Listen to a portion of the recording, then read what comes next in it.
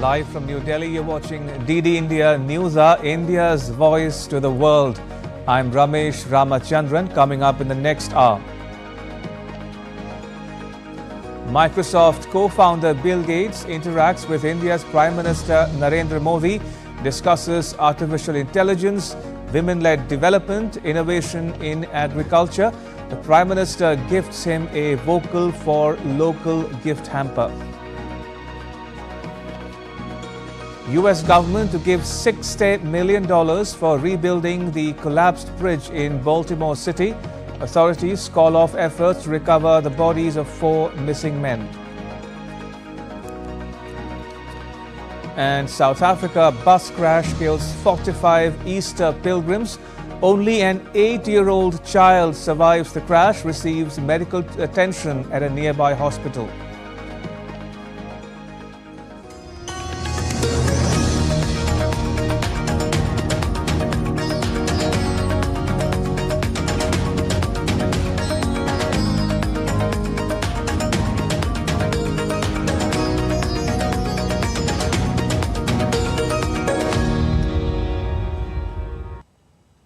Microsoft co-founder Bill Gates had a candid interaction with India's Prime Minister Narendra Modi in New Delhi. Both had a freewheeling chat discussing a range of issues from artificial intelligence and digital public infrastructure to climate change. They also discussed the health, agriculture and education sectors in India. Gates gifted books on nutrition to Prime Minister Modi. The Prime Minister in turn gifted Gates a vocal for local gift hamper.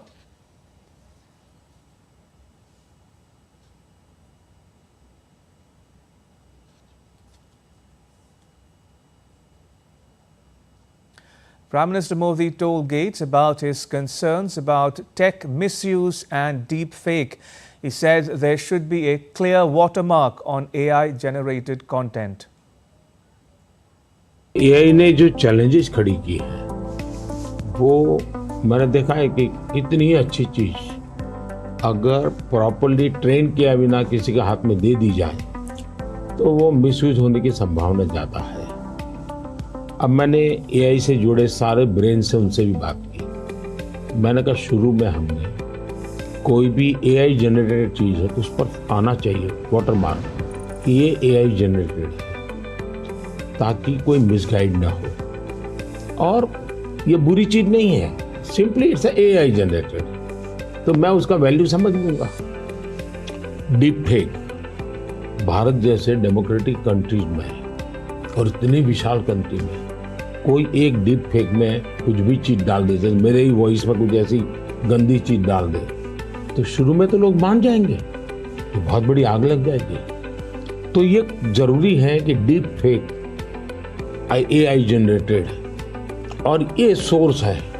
ये आज शुरू के दिनों में, आगे चल करके क्या होगा जरूरत नहीं पड़ेगी शायद, लेकिन ये हमने कुछ डूज एंड डोंट्स उस पर सीरियसली सोचना पड़ेगा। Prime Minister Modi spoke about the need for quality and clarity of data. मैं इसको दो तरह, एक हमें कॉमन मैन को भी क्वालिटी डेटा के लिए ट्रेन करना पड़ेगा। हमारे डेटा में क्वालिटी होनी चाहिए, क्लैरिटी होनी चाहिए। दूसरा, डेटा ओनर को मालूम होना चाहिए कि जो मेरे से डेटा मांग रहा है वो किस काम के लिए मांग रहा है। अगर वो उसके साथ एग्रीमेंट करके उसमें से कमाई करना चाहता है तो उसको अलाउ करना चाहिए कि और पहला, उसको प्रायोरिटी रिसर्च के लिए होनी चाहिए। रिसर्च के डेटा की वैल्यू ज़्यादा ना हो, ताकि वरना रिसर्च बहुत महंगा हो जाएगा। और रिसर्च करने वाले इंस्टीट्यूट ने भी उसको एश्योरेंस देना चाहिए कि तेरे डेटा का मैं जो उपयोग कर रहा हूँ वो इसी काम के लिए होगा, ये ग्लोबल गुड के लिए है, कॉमन मैन गुड के लिए। तो मैं मानता हूँ दुनिया में कोई भी व्यक्ति इनकार नहीं करेगा। The Prime Minister urged the world to develop the concept of green GDP. He said the nations should include it in their overall GDP. दुनिया को ग्रीन GDP के कंसेप्ट को डेवलप करना चाहिए। कि भाई तुम्हारी टोटल जीडीपी में ग्रीन जीडीपी कितनी है, टोटल रोजगार में ग्रीन रोजगार कितने हैं। हम एक नया आखिर टर्मिनोलॉजी बदलनी चाहिए दुनिया की। तो मैं समझता हूँ कि समस्या का समाधान हो सकता है, लेकिन अगर मैं कहूँगा मैं तो जितना उपयोग करता हूँ करूँगा, मैं तो इतनी बिजली उपयोग करूँगा, मैं इतना पानी बर्बाद करूँगा, मैं ये करूँगा। In other news, India's Prime Minister Narendra Modi has penned a tribute to the President of Ramakrishna Mission, Swami Smaranananda, who died on Tuesday at the age of 95 due to old age ailments. Prime Minister Modi wrote, and I quote, Srimad Swami Smaranananda Ji Maharaj was a pioneer of India's spiritual consciousness, and his demise is like a personal loss. My heart, like that of crores of devotees, saints and followers of the Ramakrishna Mutt and Mission, is deeply saddened. At different points in India's development journey, our motherland has been blessed by many saints and seers like Swami Atmasthanji and Swami Smaranandanji, who have ignited the spark of societal change. They have motivated us to work with a collective spirit and address all the challenges our society faces. These principles are eternal and will act as our source of strength as we embark on developing a Viksit Bharat during the Amrit Kal, unquote. In a tragic incident, a Jammu-based driver among 10 persons lost their lives after a cab they were travelling in plunged into a 300-meter deep gorge near Battery Chashma area of Ramban district along the Jammu-Srinagar National Highway in the wee hours of Friday. After getting information about the unfortunate incident, rescue operation was started immediately by the Ramban police, the civil QRT, the SDRF and local volunteers despite challenging terrain and continuous rain in the area.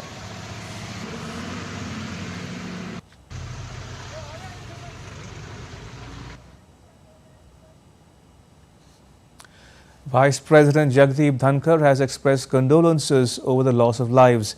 In a tweet, he said, and I quote, "Pained to hear about the loss of lives in a road accident in Ramban area on the Jammu-Srinagar National Highway. My deepest condolences to the bereaved family members and prayers for the speedy recovery of those injured," unquote. India's Minister of Home Affairs Amit Shah also expressed grief, saying, and I quote, "I express my deepest condolences to the families of those who lost their lives in the accident. The local administration is engaged in relief and rescue work. I wish for the speedy recovery of the injured," unquote.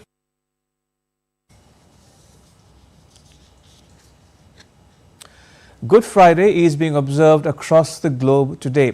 The day commemorates the crucifixion of Jesus Christ and his death at Calvary. Good Friday is an important day in the Christian calendar as it marks the beginning of the Easter weekend and the culmination of the Holy Week. It's a day of mourning and reflection for Christians as they remember the sacrifice of Jesus Christ and his suffering on the cross. On this day, Christians engage in sorrow, penance, fasting, and attend church service.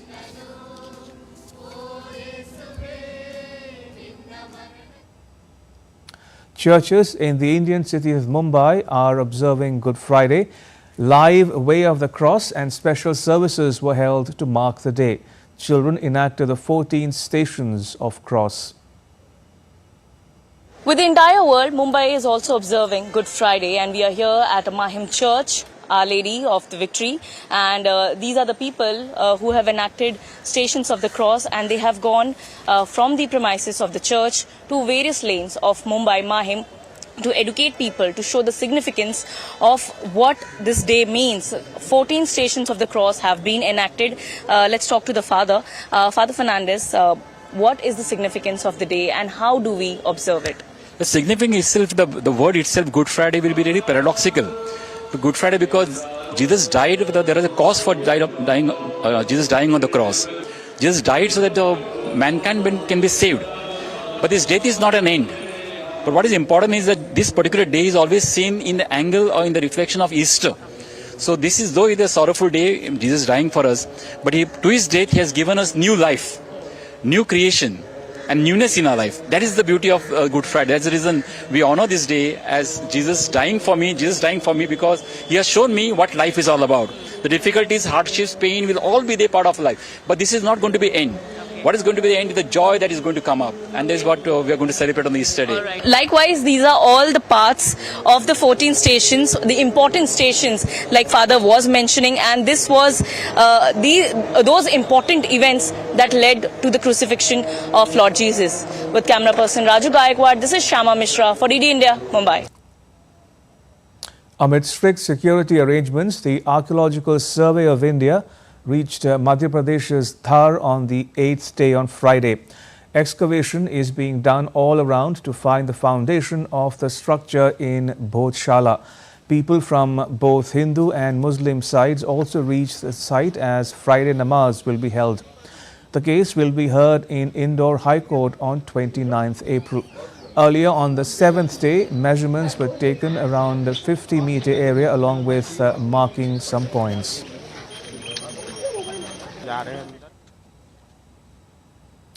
Researchers from the Indian Institute of Technology, Guwahati, in collaboration with University of Animal and Fishery Sciences, Kolkata, have formulated 3 ingenious treatment solutions for a certain type of knee injury that's historically proven difficult to treat.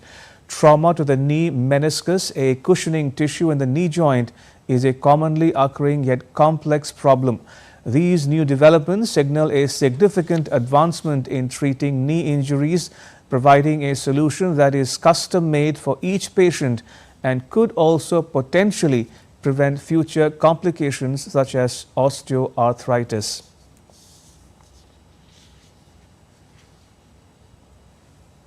And now take a look at some other stories making news in India.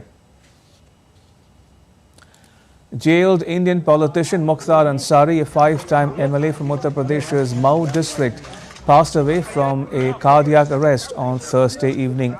An investigation has been initiated to determine the circumstances of his demise. India's border security force recovered a drone from a farming field near Dorke village in Amritsar district on Thursday. The recovered drone was identified as a small quadcopter drone model DJI Mavic 3. The drone was intercepted by the vigilant BSF troops during a search operation in the suspected area. The second edition of India-Mozambique-Tanzania trilateral exercise concluded at Nacala, Mozambique on Friday. The week-long exercise underscores the importance of enhanced maritime cooperation and interoperability between the navies of the 3 countries. A fire broke out at a dump yard of seized vehicles belonging to the police department in the Nampalli area of India's Hyderabad city. Visuals show that seized 2-wheelers parked in a plot caught fire and turned to ashes. No casualties were reported.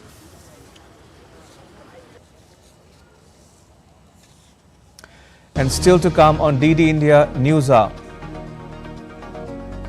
The latest election-related developments from the states of Maharashtra and Karnataka. Jailed Delhi Chief Minister Arvind Kejriwal's wife launches new campaign. And know all about NOTA, an acronym for None of the Above, which is an option that exists for the Indian voter to express their disapproval of the candidates.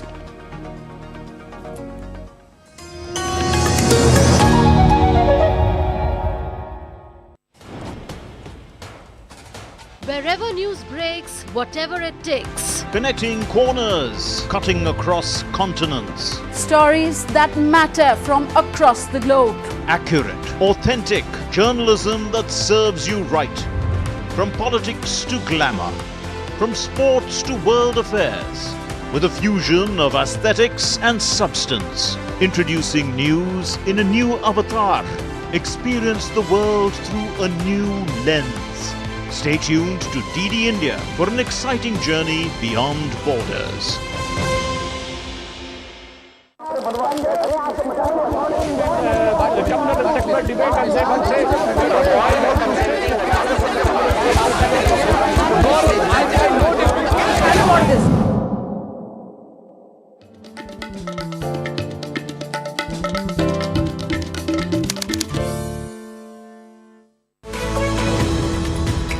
We just don't bring you the news as it unfolds. We get to the heart of the matter. We don't just present facts, we demystify complex social, political and economic events. We break stories that shape the world's present and future because you deserve the truth. I am Tanvi Taneja from New Delhi. I'm Ollie Barrett from London. I'm Nick Harper from Washington, D.C.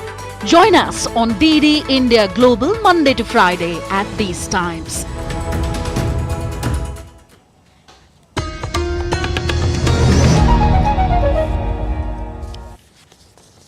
You're watching DD India News Hour. I'm Ramesh Ramachandran.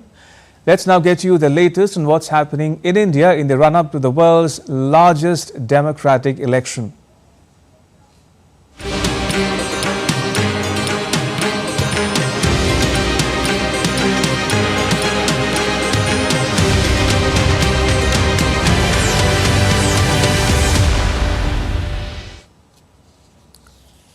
First up, Maharashtra political updates.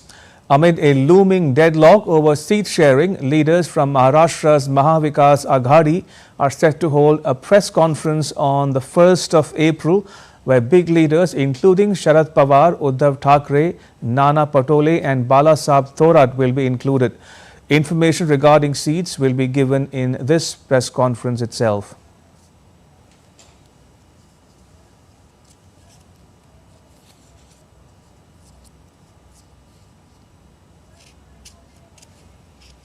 Right, so you're watching the latest updates from the political developments in Maharashtra, where a press conference would be held on the 1st of April to outline the seats and the alliance of the Mahavikas Aghadi. Remember, it's the opposition alliance which is taking on the ruling BJP NDA alliance in Maharashtra. Joining me is my colleague Shishir Shelar from Mumbai. Shishir, what's the status of the Mahavikas Aghadi and India Alliance seat sharing formula in the state? Well, absolutely. At this point in time, to look at in Maharashtra's political scenario, especially the opposition India Alliance scenario, it looks quite in a turbulent times here because the allied partners in the MVA Alliance or India Alliance is actually still at loggerhead because they have not sorted out what exactly would be the seat sharing formula. Even though the Congress and the Uddhav Thackeray Shiv Sena have announced the candidate list here, but in spite of that, we see that some of the leaders are quite upset in Congress also and in NCP also, and that's the reason the MVA leaders, the Mahavikas Aghadi leaders, the India Alliance leaders have to sit together once again and probably sort out this issue. But before that, what we got to know is that today the spokesperson of Uddhav Thackeray Shiv Sena has stated that the Mahavikas Aghadi will be having a press conference on 3rd of April, and probably we may see that the final seat sharing formula will come out on 3rd April during the press conference. He also said that all the questions will be answered during the press conference, but at this point in time it's looked like that not all the things good in the India Alliance, especially the seat sharing formula over some of the parliamentary seats are concerned, be it Mumbai or the Sangli parliamentary seat in Western Maharashtra. So these are the areas. Right, we'll leave it at that. Shishir Shelar in Mumbai, thank you for your inputs, appreciate it. In other news, another joint coordination meeting of the Bharatiya Janata Party and the Janata Dal secular leaders is on at Bengaluru. Now, this in a bid to ensure that there is proper understanding between leaders and workers of both parties in the run-up to the election. This is the second joint meeting between the two coalition partners after the alliance was formed. As part of an alliance seat-sharing formula, the JDS will fight on 3 seats and the BJP on 25. Mandya is a seat in southern Karnataka which holds the most interest. It's going to be a tough fight as H.D. Kumaraswamy is contesting from Mandya while the Congress has fielded Star Chandru.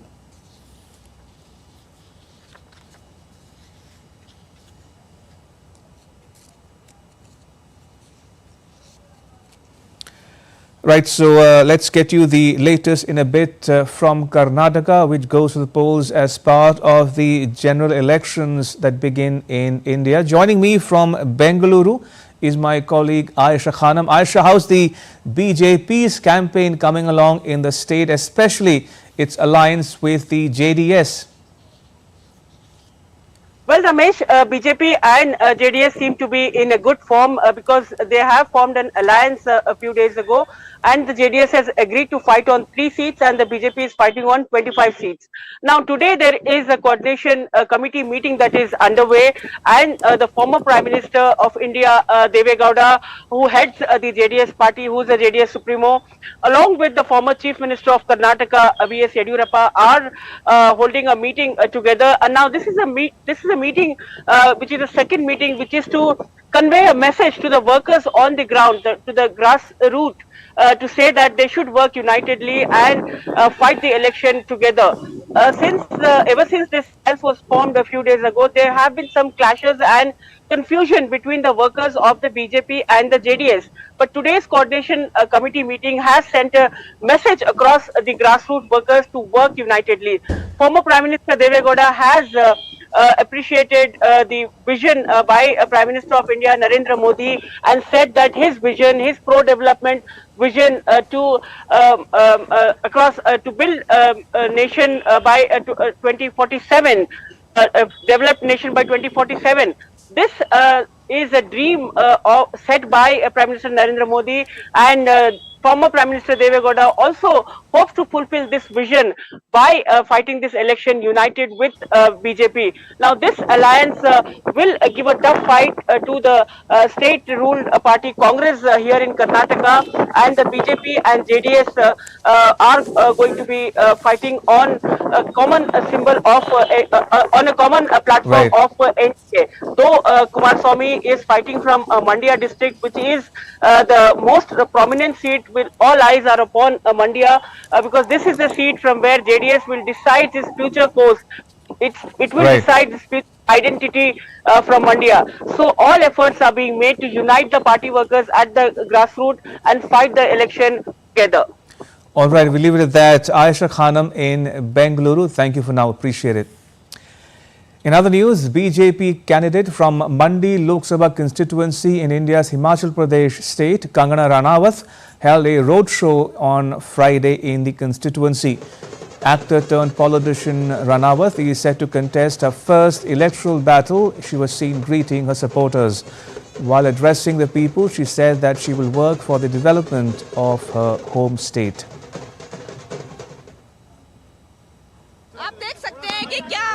देख सकते हैं कि क्या भीड़ उमड़ी है, कितने लोग आए हैं और कितने लोग जो हैं वो गर्वित हैं कि मंडी की बेटी और मंडी की जो राष्ट्रवादी आवाज है वो अब इस इलेक्शन में जो है वो मंडी को रिप्रेजेंट करेगी। हमारी बीजेपी की जो लीडरशिप है, नरेंद्र मोदी जी जो हमारे जो लीडर हैं, वो हमें जिस तरह से गाइड करेंगे उस डायरेक्शन में हम कोई कमी नहीं छोड़ेंगे।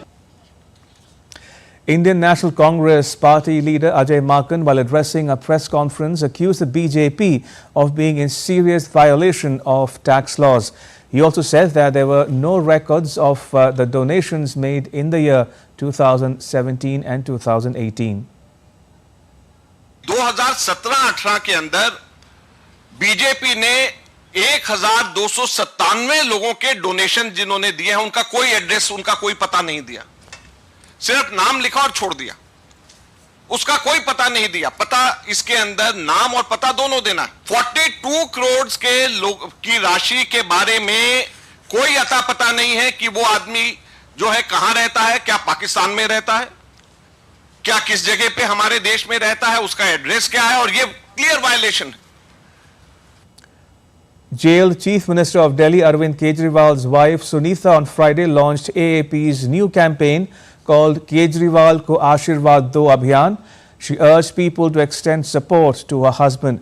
She issued a WhatsApp number where Kejriwal supporters can send their wishes and support messages for their leader. मैं आपको एक WhatsApp नंबर दे रही हूँ। WhatsApp नंबर है 82973246 24। आज से हम एक अभियान शुरू कर रहे हैं जिसका नाम है केजरीवाल को आशीर्वाद। इस व्हाट्सएप नंबर पर आप अपने अरविंद को आशीर्वाद भेज सकते हैं, शुभकामनाएं भेज सकते हैं, दुआएं भेज सकते हैं, प्रार्थना भेज सकते हैं। कोई और भी संदेश देना चाहे तो वो भी दे सकते हैं। With a sea of choices for voters to choose from, there exists an option for them to express their disapproval as well. The next report tells you all about this unique feature, the choice of nota, that is none of the above.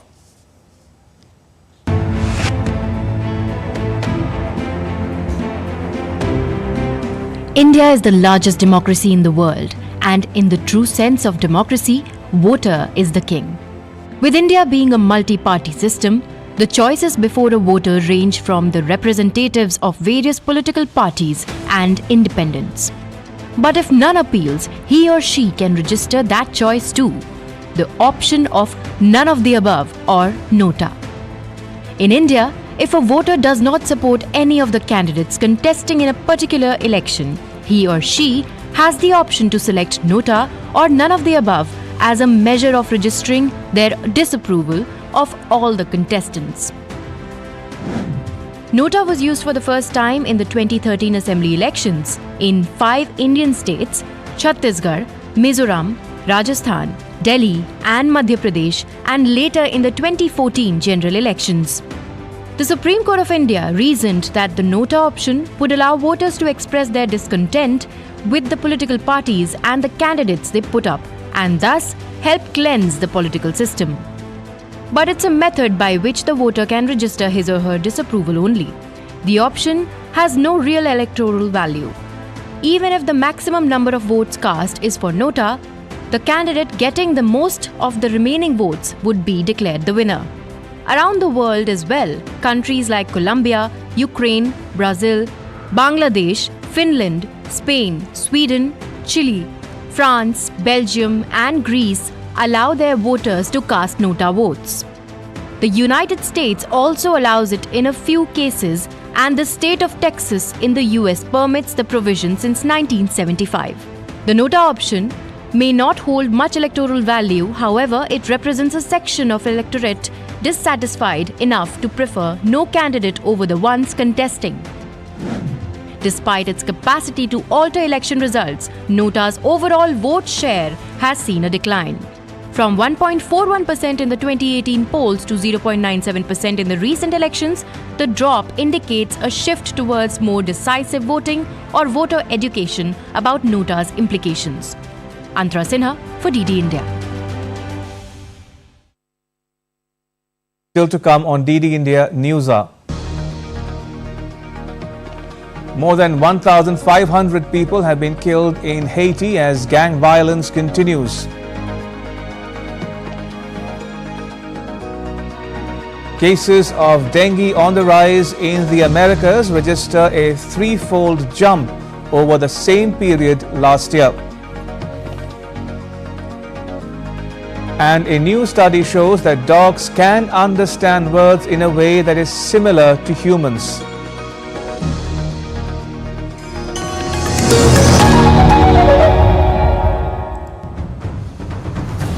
Hong Kong passes a draconian national security law.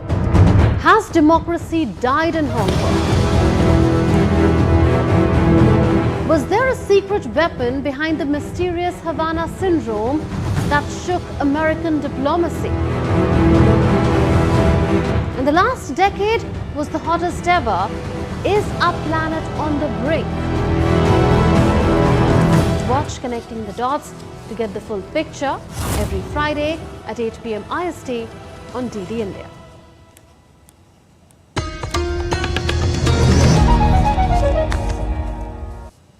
You're watching DD India News Hour. I'm Ramesh Ramachandran. A quick recap of the headlines. Microsoft co-founder Bill Gates interviews India's Prime Minister Narendra Modi, discusses artificial intelligence, women-led development, innovation in agriculture and what the world can learn from India. And South Africa bus crash kills 45 Easter pilgrims. Only an 8-year-old child survives the crash, receives medical attention at a nearby hospital.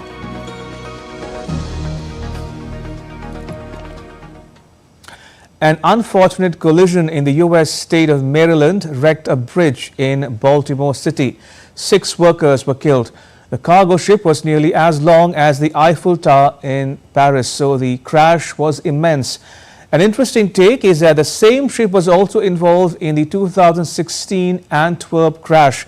The U.S. government is now pouring millions into restoration efforts, but it says that there is a long road ahead. Here's more in Rishabh Sharma's report.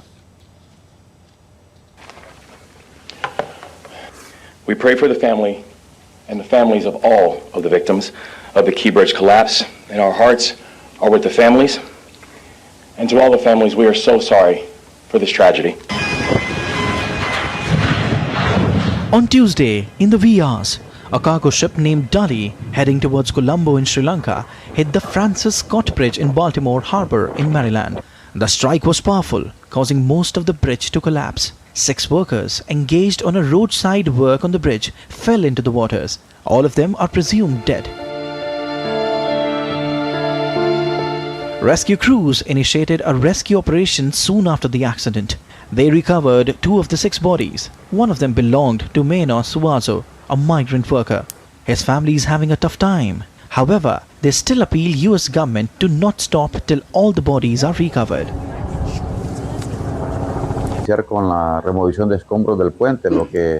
We understand that the US government is losing millions of dollars because the boats are not moving.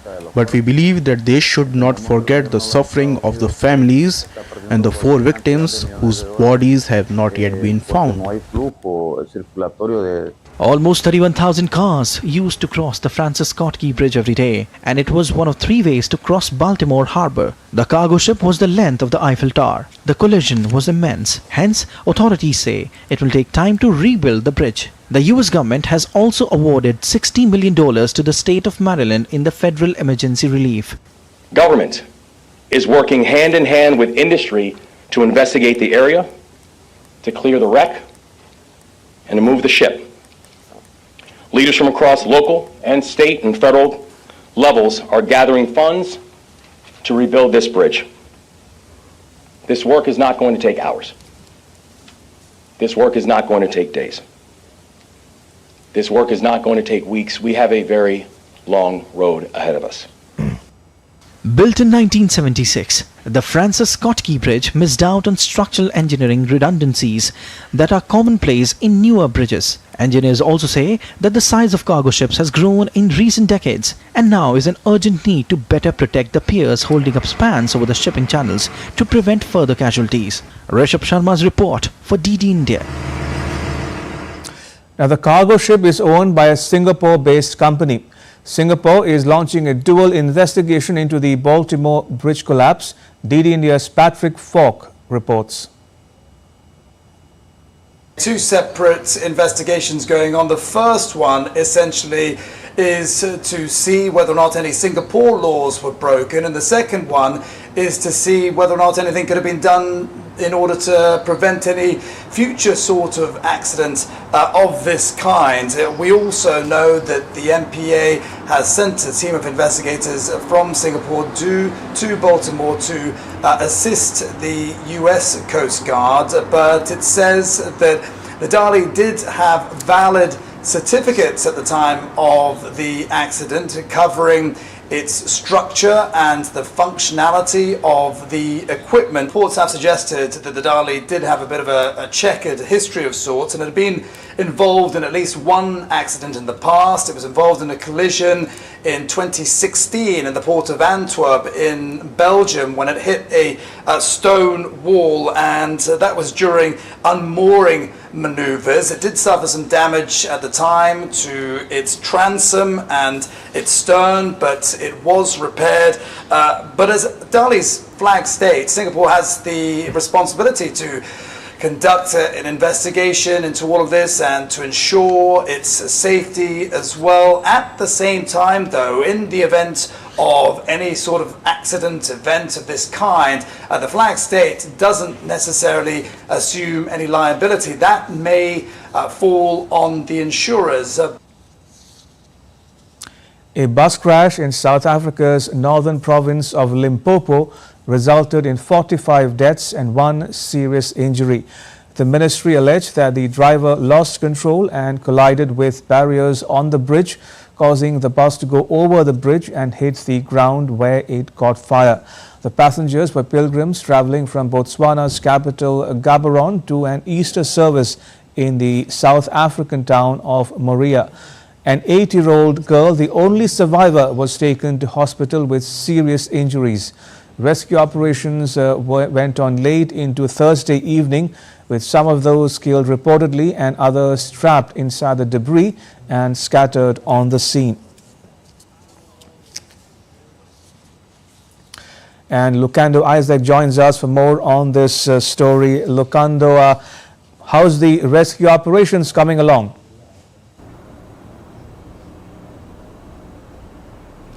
Well, we know that rescue operations went on from late Thursday evening all the way into Friday morning. We know that it was a very difficult exercise because of the long drop that occurred after the accident. This particular accident happened on a bridge that was sort of turning or swerving. It was in a mountainous pass. So when the accident happened, the bus dropped about 50 meters into a ravine, and so getting bodies out of the bus, which was mangled up and caught fire, was very difficult, or has been a difficult affair. And the authorities have reported to us that so far, 9 bodies are the ones that have been able to be identified, but the rest have not been able to be identified, which further complicates the issue at this point. All right, we'll leave it at that. Lucando Isaac reporting on the South African bus crash that claimed at least 45 lives. In other news, in Haiti, more than 1,500 people have been killed so far this year as gang violence continues. The country has extended its state of emergency while trying to deal with the civil unrest and set up a new government. DD India's Latin America correspondent Mary Trina Mena has more details. The United Nations has described the situation in Haiti as cataclysmic, with more than 1,500 people killed in the Caribbean country since the beginning of 2024. The UN's High Commissioner for Human Rights, Volker Turk, said on Thursday that all these practices are outrageous and must stop at once. The most recent UN report says some 4,500 people died last year. Since February this year, Haiti has been facing a political and security crisis as rival gangs battle for control. Criminal organizations have attacked strategic locations such as the international airport and police stations and blocked main roads, preventing the distribution of food and essentials across the capital Port-au-Prince. For now, a state of emergency that began a month ago has been extended until early April, but is likely to continue as the capital continues to be controlled by heavily armed civilians. This comes as the Caribbean nation is working to establish a new government through a transitional presidential council. Even though Haiti's prime minister said in mid-March he would hand over his office when the transitional government takes office, the council is not officially installed yet. In Caracas, Mary Trina Mena reporting for DD India. Meanwhile, foreign departures from Haiti have picked up recently as the country's political future hangs in limbo. Canada sent a helicopter to its embassy in Port-au-Prince on Thursday to evacuate Canadians who want to leave. Canada is initially facilitating travel to the Dominican Republic, which shares the island of Hispaniola with Haiti, for vulnerable Canadians such as those who need medical attention or those with children. Around 30 Canadians who are travel ready with the necessary documents have so far come forward to leave.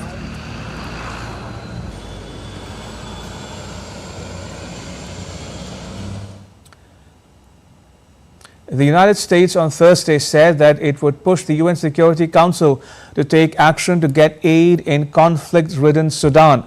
With the war between the Sudanese armed forces and paramilitary, the Rapid Support Force, entering its second year, half of Sudan's population need aid. U.S. Ambassador to the United Nations Linda Thomas-Greenfield said the aid operations were undermined by both parties involved and called for cessation of hostilities by the Security Council were ignored. The situation is worse than it was last year. We have seen more people crossing into the border. We see a situation in the cross-border area from Chad that is verging on critical, possibly leading to famine. People are starving. And it is really important that we not forget them. They need as much attention as we're paying to crises everywhere else in the world. A ceasefire will happen based on the work of people on the ground negotiating with the warring parties. That's what's happening in the case of Sudan, getting the two sides to come to an agreement. The International Court of Justice has ordered Israel to provide immediate, unhindered delivery of aid to Gaza. Judges at the ICJ unanimously said this could be done by increasing the capacity and number of land crossing points and maintaining them open for as long as necessary. In January, the ICJ, also known as the World Court, ordered Israel to refrain from any acts that could fall under the Genocide Convention.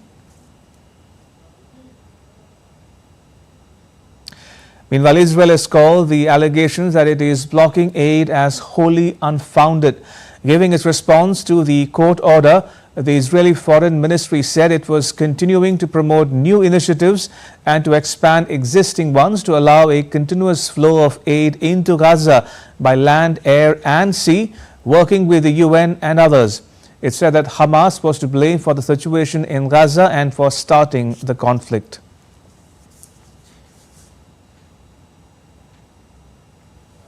On to updates related to the Russia-Ukraine conflict, where both warring sides continue with the attacks on each other. Russia on Thursday claimed to have destroyed Ukrainian tanks, including one US-made tank, as well as equipment and facilities. Strikes were carried out in areas with gathering Russian personnel and military equipment, command posts, ammunition depots and air defense facilities, destroying 2 Russian artillery pieces and 1 guided missile. For its part, Ukraine said that missile and drone attacks have hit thermal and hydropower plants in its central and western parts. It added that it had repelled multiple Russian offensives and launched strikes on Russian facilities. Polish and Allied aircraft were activated on Friday after Russia launched missile strikes on Ukraine.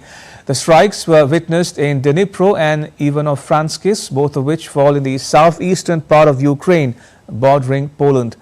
A Russian cruise missile entered Polish airspace for 39 seconds during a major missile and drone attack against Ukraine on 24th of March. The Polish military said it did not shoot down the plane because doing so would pose a risk to local civilians. A Russian missile had violated the Polish airspace during a mass attack against Ukraine on 29th December last year. And now take a look at some more stories making news around the world. Dengue cases in the Americas rose in the first 3 months of this year by 3 times the number of infections reported in the same period last year. Pan American Health Organization confirmed more than 3.5 million cases of dengue and more than 1,000 deaths this year through March across the Americas. Brazil, Argentina and Paraguay are the countries hardest hit by dengue. In Brazil, a destructive fire engulfed a high-rise building in Recife late on Thursday. Thick smoke rised as debris was seen falling from the towering building under construction in the Torre neighborhood of the city in Brazil's Pernambuco state.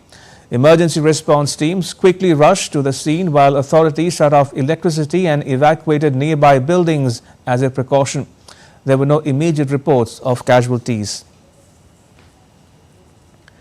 A new study has shown that dogs are able to understand some words referring to objects in a way that's similar to humans, offering a fresh insight into the way the minds of man's best friends work.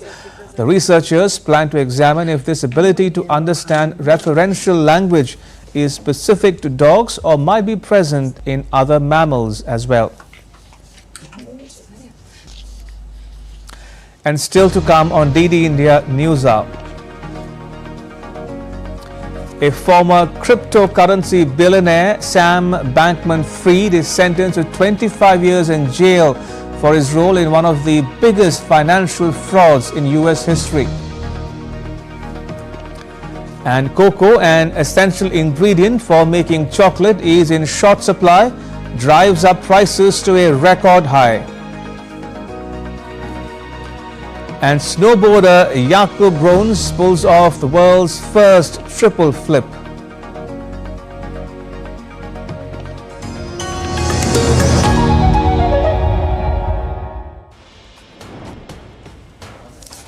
Wherever news breaks, whatever it takes. Connecting corners, cutting across continents. Stories that matter from across the globe. Accurate, authentic journalism that serves you right.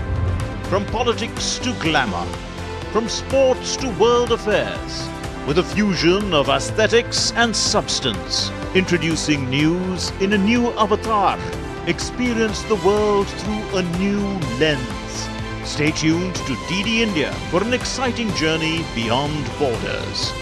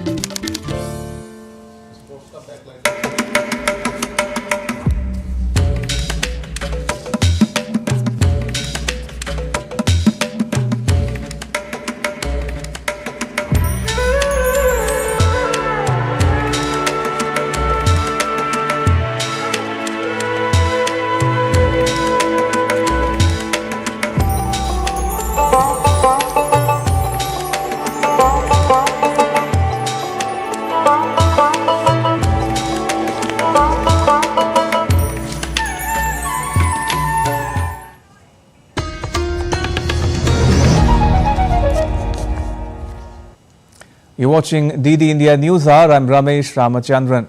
And now to news from the world of business. A former cryptocurrency billionaire, Sam Bankman-Fried, was sentenced to 25 years in jail for his role in one of the biggest financial frauds in US history. The founder of the now bankrupt crypto exchange called FTX was sentenced by a court in New York City for stealing billions of dollars from customers. Bankman-Fried was convicted in November 2023 of stealing $8 billion from FTX customers. The former billionaire CEO has now been sentenced to 25 years in jail for fraud and conspiracy stemming from his role in the collapse of FTX. Prosecutors said that he took more than $10 billion from unsuspecting customers. Bankman-Fried's legal team, which is expected to appeal, had argued for a lighter sentence of 5 to 6.5 years. More than 272,000 premature deaths occur in Bangladesh every year due to air pollution, unsafe water, poor sanitation and hygiene. A new report of the World Bank has revealed. Bangladesh faces alarming levels of pollution and environmental health risks that disproportionately harm the most vulnerable people. The World Bank report suggests that timely and urgent interventions could prevent over 133,000 premature deaths every year. Cocoa prices have reached a record high as a drop in the global supply leaves chocolatiers scrambling to secure the essential raw ingredient. Millions of cocoa farmers in Western Africa face a painful watershed moment. Some eminent chocolate brands are looking to cut costs as heavy rainfall and crop diseases drive cocoa prices to record highs. Last year, a 27-hectare plot in western Ghana was covered with nearly 6,000 cocoa trees. Today, less than a dozen remain, impacting 60% of the global supply. And now to all the news from the world of sport with my colleague Abhishek. Abhishek, take it away. Thank you, Ramesh. We'll start with Indian Premier League. Royal Challengers Bengaluru are set to host Kolkata Knight Riders in what promises to be an electrifying clash on Friday.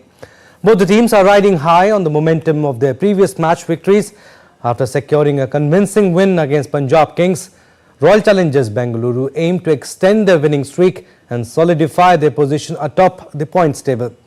Meanwhile, KKR enter the encounter by their triumph over Sunrisers Hyderabad in the inaugural match of this season's IPL. As the two sides gear up to face each other, history favours Kolkata Knight Riders with 32 encounters between them in the tournament so far. KKR hold the upper hand with 18 victories. From cricket to badminton now, two-time Olympic medalist PV Sindhu will take on Thailand's Supanida Kethong in the quarterfinals of the Madrid Spain Masters tournament on Friday. Earlier on Thursday, Sindhu beat Chinese Taipei's Wang Yu-sun 21-14, 21-12 in the second round of the tournament. It was a smooth sailing for Sindhu as she was hardly tested by the Taiwanese qualifier, who is ranked world number 63, resulting in a victory in just 36 minutes.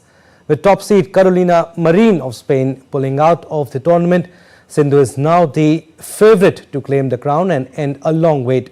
Sindhu won her last BWF Tour title at the 2022 Singapore Open Super 500.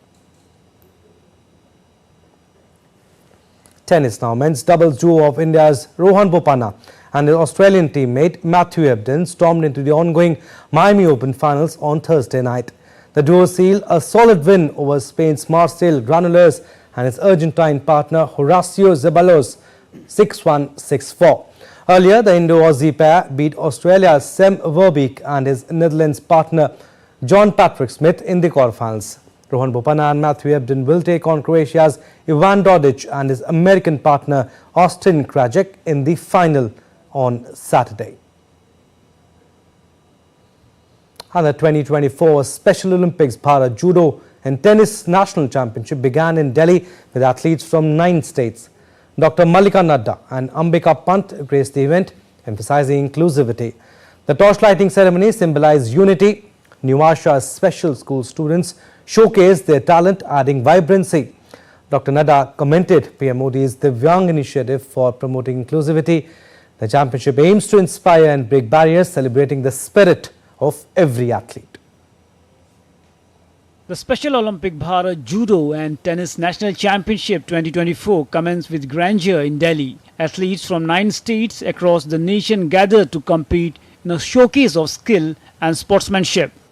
The opening ceremony was graced by Dr. Mallika Nadda, President of the Special Olympic Bharat, alongside Ambika Pant, Honorary Secretary of the Board of Trustees, Modern School Society. The ceremony commenced with a torch lighting ceremony. Students from New Asha Special School enthralled the audience with captivating dance performances and cultural displays. On this occasion, Dr. Mallika Nadda expressed her appreciation for Prime Minister Modi's initiative in introducing the term Divyang, which translates to divine body in English. आदरणीय प्रधानमंत्री जी ने जब से विकलांगता के शब्दावली को बदल के दिव्यांगता की शब्दावली दी है, तभी से हम सबका नज़रिया, हम सबकी सोच विकलांगता के प्रति बदली है और एक दिव्यता की अनुभूति के साथ इन सभी में एक दिव्य शक्ति है, इसकी अनुभूति होती है। इन सभी में कुछ टैलेंट है, इन सभी में कुछ प्रतिभा है और इन प्रतिभाओं को, इनके एबिलिटीज़ को हमको समझने की ज़रूरत है और इनको समझते हुए इनको इंक्लूसिव समाज की ओर आगे बढ़ाने की हम सबकी आवश्यकता है।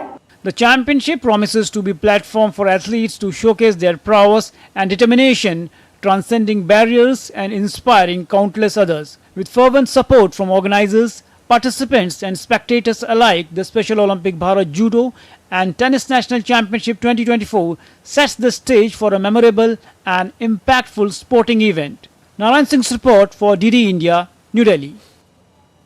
All right, that's all we have in Sports Stories. Back to you, Ramesh. Thank you, Abhishek.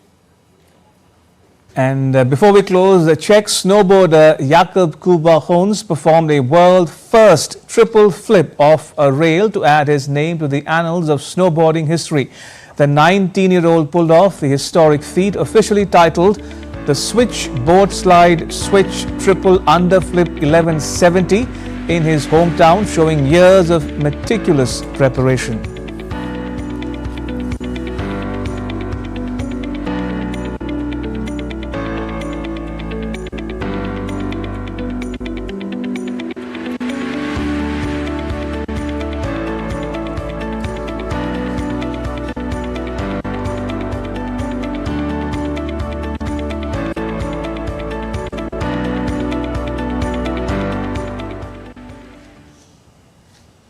And with that, it's a wrap on this edition of DD India News Hour.